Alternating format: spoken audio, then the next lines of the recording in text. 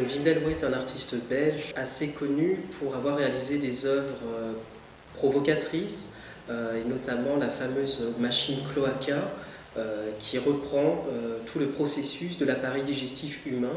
Donc c'est une machine qui fabrique des excréments. Également connu pour avoir tatoué des cochons, notamment en Chine, dans ce qu'il appelle son art farm, où il élève des cochons, il les tatoue, et quand le cochon décède, il récupère la peau et il fait ou empailler ses cochons, ou il récupère les peaux afin de les encadrer. L'idée a été de préciser certains aspects de l'œuvre de Wim Delvoye en résonance avec des œuvres de Rodin.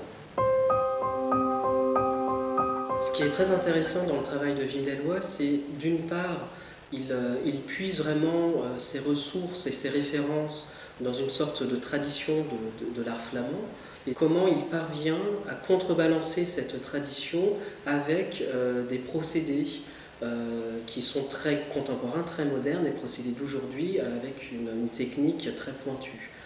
C'est notamment le cas avec la tour monumentale qui est présentée dans la cour du musée, qui est une tour qui fait 12 mètres de haut. Cette tour reprend des motifs gothiques ou néo-gothiques. Ces motifs sont réalisés grâce à une découpe au laser. Il s'agit d'un acier Corten qui a la particularité de rouiller très rapidement. Et du coup, en rouillant, il se protège lui-même de toute forme d'oxydation.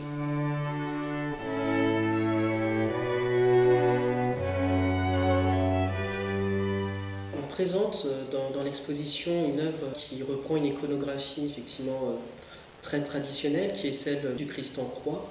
Et la question était de savoir comment il va proposer une relecture de ce motif.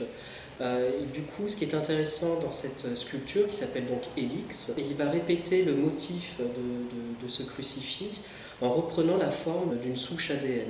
Et c'est une manière un peu de casser l'image qu'on pourrait avoir du Christ, en tout cas de la lourdeur de cette croix. C'est pas anodin qu'il utilise une forme d'ADN, c'est une sorte aussi un peu de remise en question d'où vient l'homme, et c'est une sorte aussi de, peut-être pas de critique, mais en tout cas de relecture du mythe d'Adam et Ève et vraiment de l'origine de l'humanité.